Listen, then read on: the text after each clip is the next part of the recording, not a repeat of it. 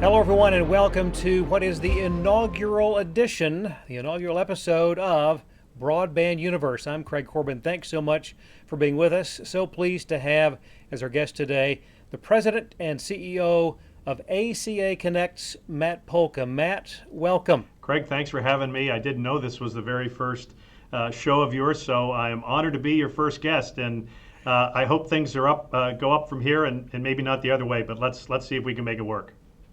Absolutely, and thank you so much. And the Broadband Universe is brought to you in part by our premier partner, Vitruvi, the end-to-end GIS-based construction management platform that connects asset owners, operators, general contractors, and subcontractors for unmatched project control and collaboration. Manage every aspect of your telecommunications or utility infrastructure construction program with Vitruvi. Build faster, reduce costs, improve quality. You can book your demo today on vitruvisoftware.com to see how we can help you build at scale. Broadband Universe is also brought to you by our friends at Lit Communities. Light up your community. You deserve better internet. And so a great thanks to those folks for making this conversation possible. And Matt, for those who might not be familiar with ACA Connects, it is an organization that has done yeoman's work for a quarter of a century, I guess now. Since 1993, actually, when we first started, really out of necessity. I was a lawyer and general counsel for a smaller cable company way back in 1993, and Congress had re-regulated our business from a cable television perspective, reimposing rate regulation, and we realized that a company like mine, as well as other smaller operators all across the country, we didn't really have a voice. Nobody was looking out for the unique interests of our members, and so we created an association which was known then as the Small Cable Business Association, and over the years we changed to the American Cable Association, and now ACA Connects, America's Communications Association, and we're a group of 600 smaller independent broadband, phone, and video providers. We're in every state, small markets, rural, remote areas all across the country, and we work on behalf of our members in Washington as their advocate. We are their voice before Congress, the FCC, any federal agency, commission, et cetera, that is dealing with communications issues. We are there to be the voice of our members. So it's been a long time, since 1993, but every day's been worth it to represent these fine companies and fine people that serve their customers and communities. When you talk about that range of services for your members, that means there are a lot of topics to be dealt with in the work that's done there in DC, and I know that you have a tremendous staff that is so involved in assisting in that. Give us a brief overview of some of the folks that have been such a part of ACA Connect. Well, it is a huge team effort. We have today a wonderful staff that's based in Washington, here in Pittsburgh, where our home office is, where I'm from originally, as well as in Kentucky.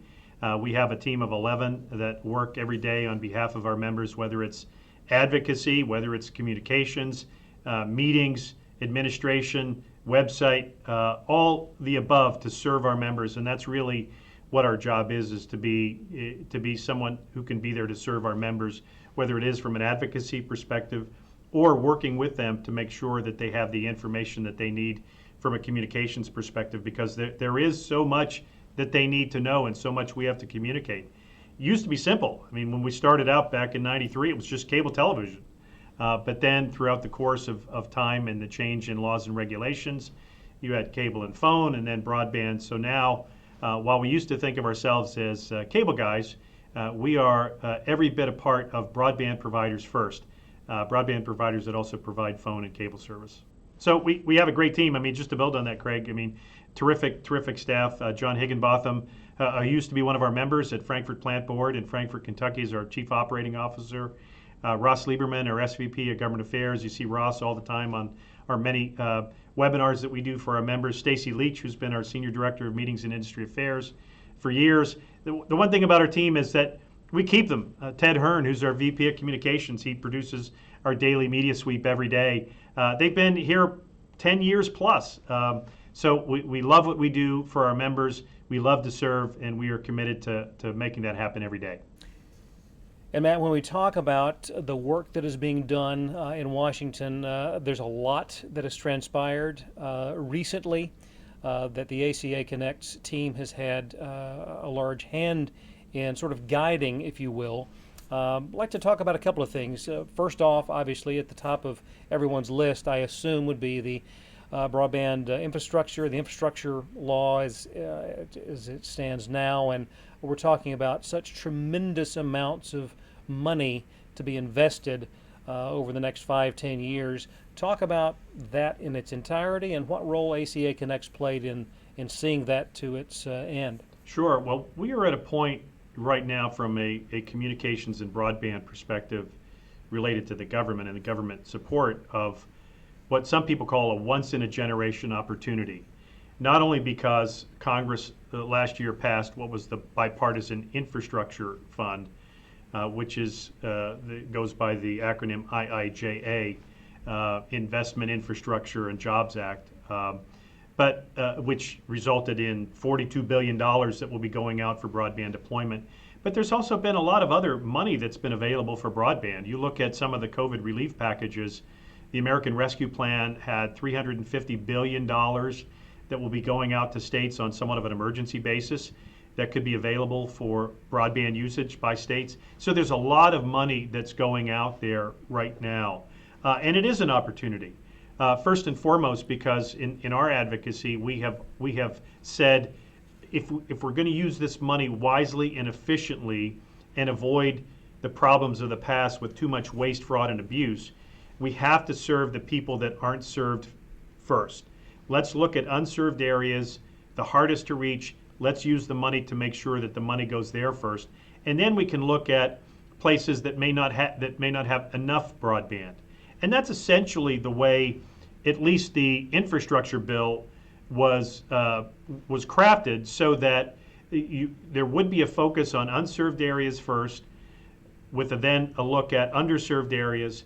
But also, it was very broad-minded in the sense that it's technology neutral. Providers of all different kinds of broadband technology can apply.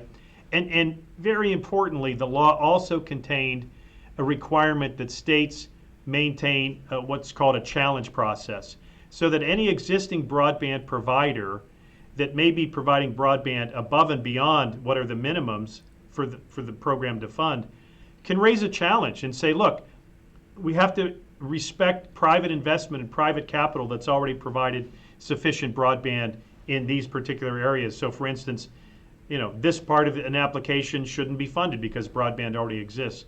So the rules in the law itself are very good, at least in terms of the Bipartisan Infrastructure Fund. Programs vary from program to program, whether it's the Treasury Department under the ARPA, American Rescue Plan, or the RUS Reconnect program. So some of the terms vary, but in general, there is a greater focus on unserved areas first, and that's the way it should be. So, the next step is really implementation, and we can talk about that as the process now has gone from Capitol Hill to the Department of Commerce under the NTIA for what's known as the BEAD program, the $42 billion that will be used for broadband deployment. And then once NTIA creates rules, they'll send them out to the states to work through the application process and actually get the money out to broadband providers. Now, when you talk about the BEAD program, again, more than $42 billion, it sounds like it is just sort of a golden opportunity, the golden age, if you will, for investment. But of great concern, one thing you mentioned a moment ago, the fact that this is geared toward serving those that are either underserved or unserved. Correct. And part of that conversation, I'm going to jump ahead just a little bit here, Sure. but part of that conversation obviously is the data mapping that is required in the distribution of those funds. Talk about what a challenge that has been. It's critical. In many programs in the past, and actually the federal government's been working on this since 2009, it's really been backwards. I mean, we've been sending out money before we knew who had broadband and who didn't. Since then, the maps have gotten better that the FCC provides through what they call their Form 477, but it still wasn't granular enough when you look at a census block. If one person is in a census block, you deem the whole census block to be served when that's not the case usually. So this next generation of maps that the FCC is working on right now is very important because it will require more granular information, more geolocation down to the street and to the home level to determine who has broadband and who doesn't and at what speeds. That, I think, is critical to the success of the BEAD program, which is part of the Bipartisan Infrastructure Fund, to getting this right. Because if we're going to earmark that money and we're going to put it in areas most efficiently for those that have less than 25.3 service, or those that have less than that's an unserved area, 25.3, or underserved, those that have less than 100 by 20, we got to know where they are. So we're very focused on ensuring the maps come out right and that the states use them. I mean, one of the problems that you have with implementation is just the urgency to get it done. It's like, we have this money, we have to get it done. And states throughout these same years have been developing kind of their own maps, but they're not all equal. Excuse me. Right. They're not all equal. They haven't. They're not as granular. So we want to ensure that the states focus on these FCC maps that will be granular, so that we can really focus the money where it needs to go. Given what you have seen over the years and the evolution of mapping and its perhaps increased accuracy, are you encouraged as we stand today in how that will continue to evolve with respect in particular to the broadband equity, access and deployment component of the infrastructure bill? Cautiously. Yeah. It's sort of a step-by-step process, and each step of the way we're trying to seek the correct path going forward. The law itself, check the box. The law itself right. is properly focused. The next step is the NTIA and its rulemaking process to send out this money, basically to create the process between the NTIA and the states to determine, here states is what you have to do to demonstrate where you have broadband projects and how much money you're going to need. And we hope that the NTIA will create consistent, logical programs that states can use in applying for those funds, using industry metrics that are well understood within the industry, as well as looking at providers that have experience. We're hoping that they say, okay, we've got this once in a lifetime opportunity. Let's do this the right way. Let's not go out and choose somebody that has the best idea since sliced bread, but rather let's focus on the need. Let's focus on who knows the area. Let's focus on experienced providers. So getting those rules right at the NTIA is important, and then it all goes out to the states and to the territories. So you've got 50 plus jurisdictions that all will be looking at this in a slightly different way.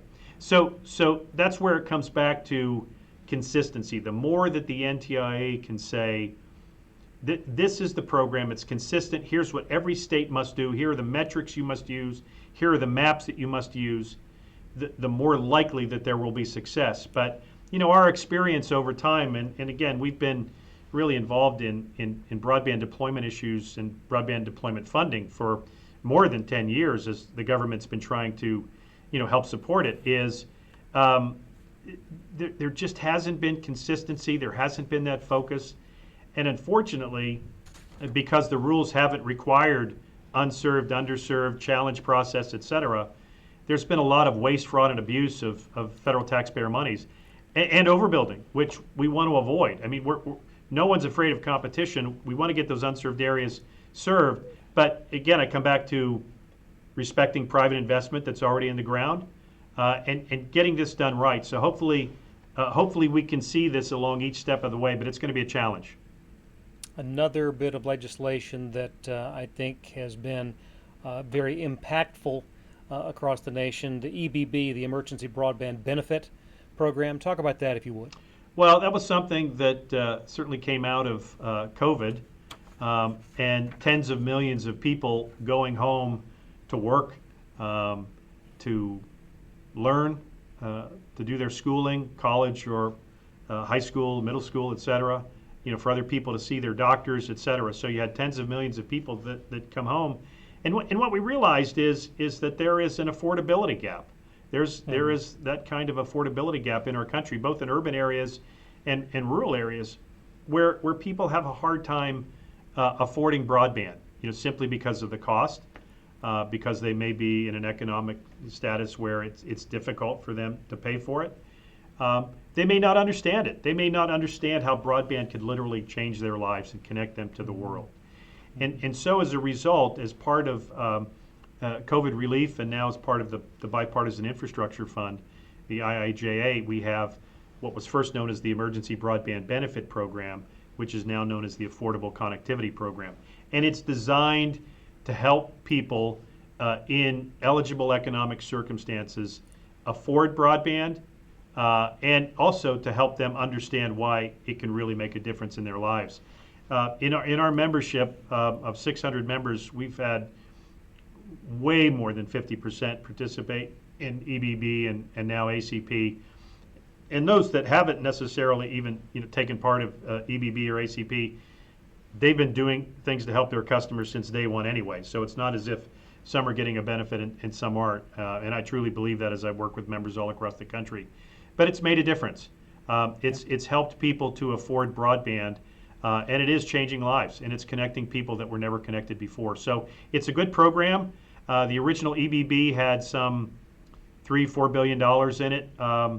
The ACP, as part of the infrastructure bill, added another $14 billion, and this is added to the program through the FCC. So it will extend the life and the term of ACP to help more Americans get connected. And hopefully by the time we get through this, then we will solve this so-called digital divide, whether through Absolutely. adoption and deployment or through affordability. And that is the hope, without question. This is the Broadband Universe Podcast. Our guest today, President and CEO of ACA Connect's Matt Polka. Broadband Universe brought to you in part by Vitruvi. Build faster, reduce costs, improve quality. And by Lit Communities. Light up your community. You deserve better internet. One of the other topics, Matt, that I wanted to get your input on that has always been, I think, a burr under the saddle of so many people in the industry, and that deals with retransmission fees. And to say that it has been prohibitive for many, and even more so today, is an understatement. But so much work by you and the team at ACA Connects to fight that battle with regard to retrans. Talk about that a bit, if you would. Yes, it's been a thorn in our side for many, many years, and a thorn in the side of our members. Going way back to 1992, I said we started in 1993 to create this association, and retransmission consent was one of those issues in the Cable Television Act of 1992 that created retransmission consent that give broadcasters the ability every 3 years to say to a cable operator, either I want you to carry me through must carry, you must carry me, or you have to have my consent before I allow you to retransmit a signal. It's changed a lot over the years, where today retransmission consent is really harmful to consumers. But it's also something that there is not much interest in Washington to fix it. And that has a lot to do with the politics of elections, reliance on broadcast television stations for election messaging, political advertising, things of that nature, and the fact that the NAB, they're very strong. They're a very formidable opponent. The problem with retransmission consent today is that it's not what it was in 1993, when essentially you had separate independent broadcast stations or very small broadcast groups negotiating directly with their local cable operator in the same town. What happened since 1993 and 1992, when it was first created, is over time both broadcast groups as well as networks realized that this is a great opportunity to tie and bundle programming where you can extract fees from consumers either through direct fees or through carriage of other programming. And now, over time, it's simply become something where broadcasters, who are in, I think, a desperate business position, by the way, rely on it almost addictively, where they have to have more and more and more to make up what station groups are losing to their networks through reverse compensation, where they have to pay the networks for the right to be an affiliate through just the cost of business itself.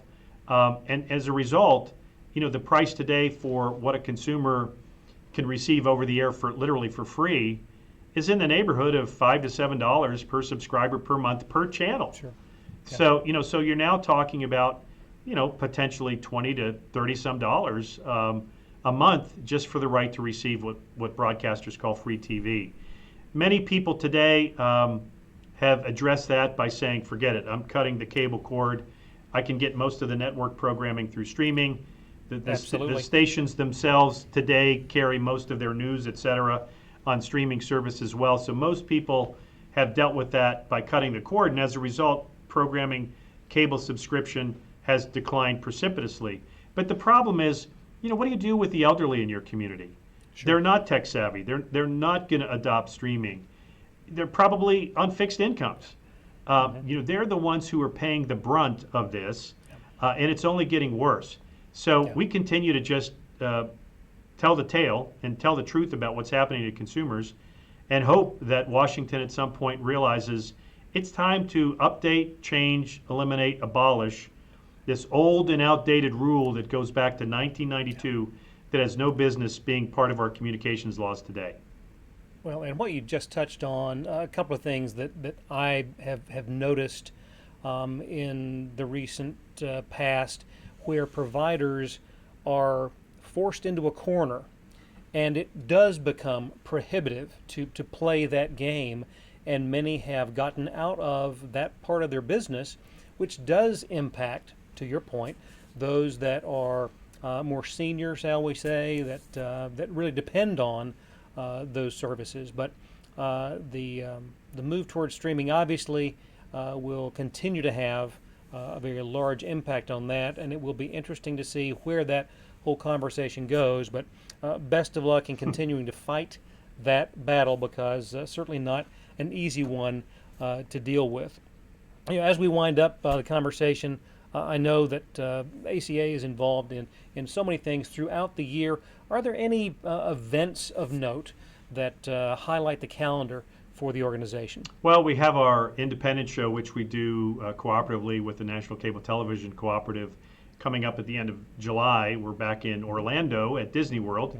This will be our first in-person major event since we were in Chicago for the independent show back in 2019. You'll see some regional shows that are produced by NCTC. We'll be doing some events ourselves, getting out to the members.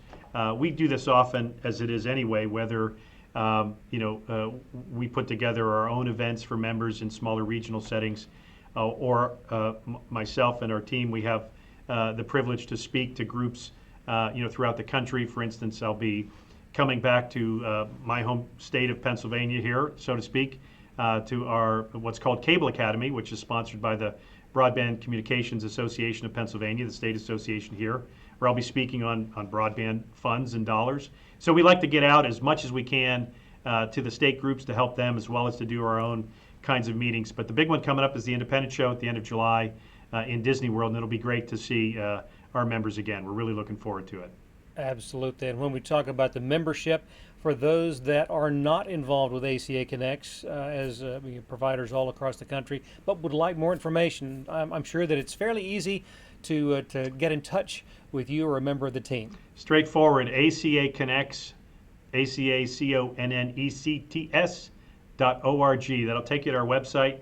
You can reach us through the website if you have questions. Let us know, or you can send us an email at aca@acaconnects.org, and we'll be glad to help in any way. Fantastic. And before I let you go, Matt, I have to touch on one of the constant themes in much of what I see posted by you online, and that deals with a canine member of your family, Mr. Andy Beagle. Andy Beagle, yes, he is a delight. Our family over the past we've tried to have pets before, and in some cases it hasn't worked out. But in September of 2018, we said, look, we're gonna make this work, and we went to a shelter. We actually were looking at another beagle, and as it turned out, another couple had seen the beagle we were looking at. So we were walking around, and we were kind of crestfallen. And then I came around a corner, and I saw this little red-haired beagle with wonderful green eyes just staring at me. And he's been with us ever since September of 18. He's just our pal and a good friend. And it's really true when they say, about rescue pups, who rescued whom. And he's certainly rescued us in many ways. He's terrific. I would share that sentiment. Our rescue Australian cattle dog has become such an ingrained member of the family, and to your point, you don't know what it was like before that, because they just bring so much love and support to the family as a whole. But, Absolutely. I really enjoy all you post about Andy and look forward to it on a regular basis. Well, that's something my adult children don't necessarily appreciate when I post on Twitter or otherwise. But I try not to take it too seriously, and also try to show sort of the fun in life and the personal side of things as well, because it's a great industry. We're all connected. The relationships are the best part of what we do, what I do, and I've been very blessed for many, many years at ACA Connects.